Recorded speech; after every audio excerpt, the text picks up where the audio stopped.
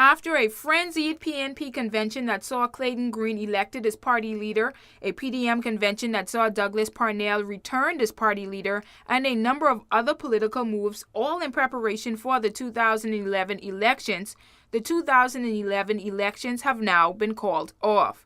The decision was said to have been revealed to political leaders in a meeting with UK Minister for Overseas Territories Henry Bellingham earlier yesterday, but was made official last night, September 20th, during a press conference with the Overseas Minister. As you know, I announced earlier today that the elections will not take place in July 2011. Suspension of parts of the Constitution will continue until progress is made towards embedding reforms and financial stability in TCI.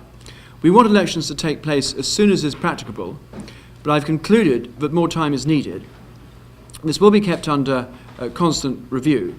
But in coming to that decision, the UK government has considered the need to allow more time for, first of all, the reform process to be embedded, public finances to be set firmly on the path of a balanced budget within 3 years, more work to be undertaken to stabilise the economy, preparations to be made for elections in the light of the outcome of the constitutional electoral reform process, and further progress to be made in the criminal investigations recommended by the Commission for Inquiry.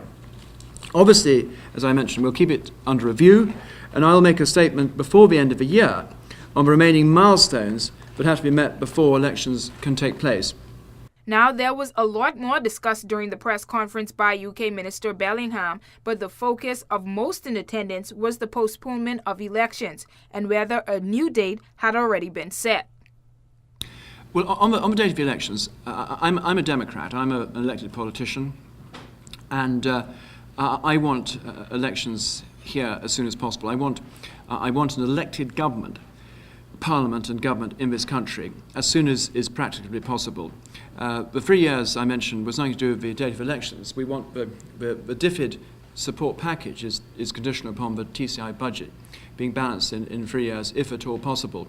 Now, on the timing of the elections, I made it very clear that we haven't completed the work in a number of key areas. We need to do more work on good governance. We need to do more work, obviously, on the constitutional electoral reform process. We need to do more work on the committee, on the commission, the inquiry that's going on. And my own view is that it would be a great mistake to have the elections before we're ready. And I think we did that. It would maybe miss out on a key opportunity for the future, because we want to have those elections when the time is right. But I would anticipate that being, I'm not going to put a definite date on it, but I want it to be as soon as possible. But it can't be in July 2011 for the reasons I've mentioned. What I will do later this year is make a statement, and I'll mention in that statement the further key milestones that will have to be met before elections can take place.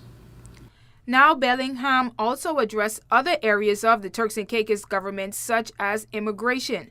News 4 will have more from this press conference for you in tomorrow's newscast. For WIV4 News, I'm Jody Harvey.